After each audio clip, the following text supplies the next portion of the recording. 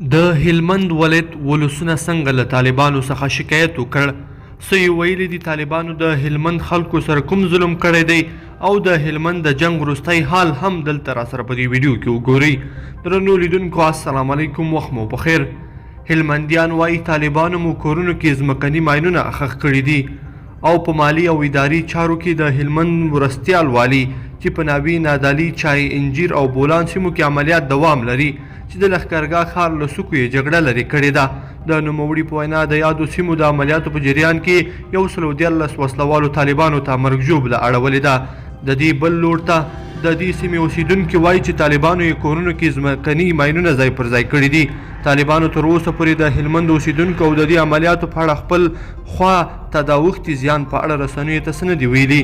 د هلمند ولایت لښکرګاه ښار ته له جګړې څخه راغلي خلک وایي کورونو کې طالبانو تیرکښونه ایستلي دي او ټولو برخو کې ماینونه ځای پر ځای کړي دي او دوی خپلو کورونو ته نشي ستنېدلی.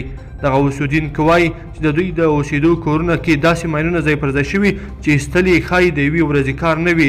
دوی له دواړو لوري نه د جګړې د ودرېدو غوښتنه وکړه. دغه اوسیدونکي وایي کاروبار یې په ټپه درېدلی، ځمکې یې شاړې پاتې شوي دي. د هلمند مرستیال والي وایي چې تېره ورځ په ناوي، چاینجیر او بولان سیمو کې عملیات پیل شوي چې د یادو سیمو لارې یې تر یو حده تر ولسوالیو سره وصل کړي دي. بریالی نظري وایي نن نادالي ولسوالۍ کې عملیات پیل شوي چې ډېر ژر به د دې ولسوالۍ لاره له مرکز سره وصل شي. دوی ویل وسلوال طالبان نور د جګړې توان له لاسه ورکړی دی.